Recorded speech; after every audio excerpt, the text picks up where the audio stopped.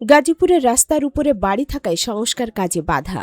রাস্তার জমি মাপার সময় বাড়িওয়ালার আকস্মিক হামলায় সার্ভেয়ার সহ আহত 2 জন। থানায় অভিযোগ। কার্তিক ঘোষের পাঠানো তথ্য ও চিত্রে দেখুন বিস্তারিত।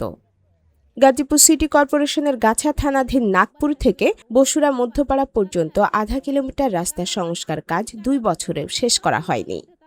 26/10/2025 তারিখ রবিবার এলাকার গণ্যমান্য ব্যক্তিবর্গ উপস্থিত হয়ে রাস্তার 2 পাশে সমপরিমাণ জমি মেপে রাস্তার সীমানা নির্ধারণ করে সীমানা পিলার স্থাপন করতে গেলে রাস্তার উপরে থাকা বাড়ির মালিক মঈনুদ্দিন আকস্মিকভাবে জমি মাপার ফিতা ধরে থাকা একই এলাকার জয়নালের পুত্র হাফিজুল বাশারকে লোহার রড দিয়ে মাথায় আঘাত করে এবং পেটে বিদ্ধ করার উদ্দেশ্যে আঘাত করলে হাফিজুল বাশার মাটিতে লুটিয়ে পড়ে।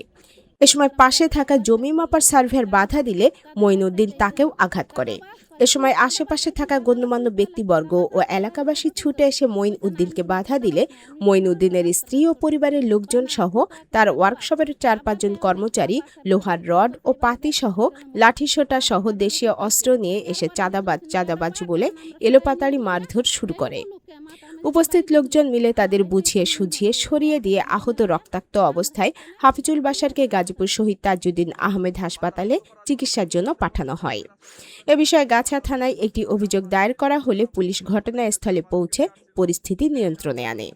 প্রশাসনের কাছে হাফিজুল বাশার ও তার পরিবার সহ এলাকাবাসীর দাবি, এই ঘটনার সুষ্ঠু তদন্তপূর্বক যথাযথ আইনানুগ ব্যবস্থা গ্রহণ করা হোক। এলাকাবাসী আরও দাবি জানিয়েছেন যে এই রাস্তাটি অত্র এলাকার মানুষের বহু বছরের স্বপ্ন ও প্রত্যাশার রাস্তা।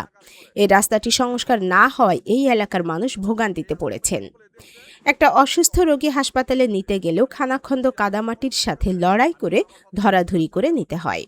হাটবাজার স্কুল মাদ্রাসায় যাওয়া কষ্টকর হয়, যার ফলে এই রাস্তাটি দ্রুত সংস্কার সম্পন্ন করা অতীব জরুরি বলে এলাকাবাসী মিলেই আলোচনার মাধ্যমে এর সমস্যা সমাধানের চেষ্টা করলে বসুরা থেকে নাগপুর পর্যন্ত কয়েকটা বাড়ির মালিক এতে ক্ষিপ্ত হয়ে ওঠে এবং রাস্তার সংস্কার কাজে বাধা দেওয়ার ফলে 2 বছরেও এর সংস্কার কাজ সম্পন্ন করা যায়নি।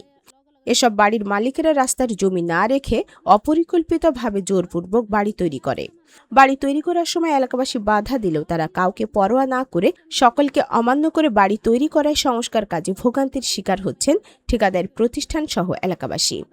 এলাকাবাসী জানায়, প্রশাসনের হস্তক্ষেপের মাধ্যমে এসব অপরিকল্পিতভাবে জোরপূর্বক তৈরি করা বাড়ি ভেঙে 2 পাশের জমির সমপরিমাণ বন্টনের মাধ্যমে রাস্তা সংস্কার না করলে বাড়ির বিপরীতে থাকা জমির মালিকেরা নিজেদের জমি হারিয়ে আর্থিকভাবে ক্ষতিগ্রস্ত হয়ে পড়বেন। এলাকাবাসী তাদের দীর্ঘদিনের প্রত্যাশার এই রাস্তাটি সংস্কার কাজে প্রশাসন ও সিটি কর্পোরেশনের রাস্তা সংশ্লিষ্ট কর্মকর্তাদের হস্তক্ষেপ কামনা করেছেন।